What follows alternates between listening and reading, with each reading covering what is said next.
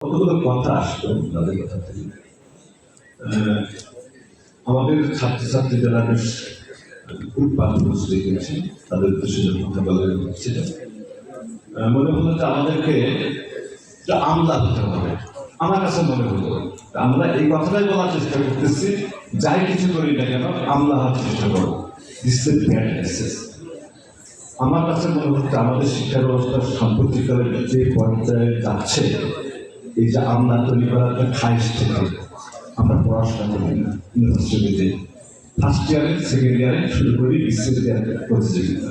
কিভাবে বিসিএস হবে সুবিধা বিসিএস কেন বিসিএসের বাইরে কোনো কিছু নাই। আমি নিজে চিন্তা করে দেখছি কেন কারণে যদি মনে হয় আমরা যারা বিসিএস আসি আমলাগিরি করার চেষ্টা করি, জাস্ট কিরানিগিরি করা। কিরানিগিরি দিয়ে বেশ উন্নয়নের দিকে যেতে পারি না। আমাদের দরকার প্রযুক্তি ভিত্তিক শিক্ষা ব্যবস্থা, যেটাকে আমি বলার চেষ্টা করি রিফর্ম, ট্রান্সফর্ম অ্যান্ড পারফর্ম। এই দিকে আমাদের যাওয়া জরুরি।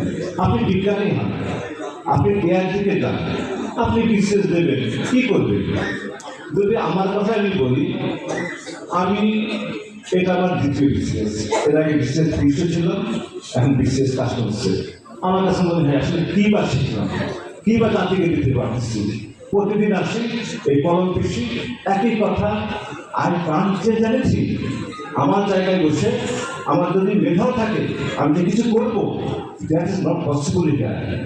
তাহলে আমি কি এদিকে যাবো যেখানে প্রযুক্তির কথা সিঙ্গাপুর হতে পারবো, সেদিকে যাবো। ধন্যবাদ।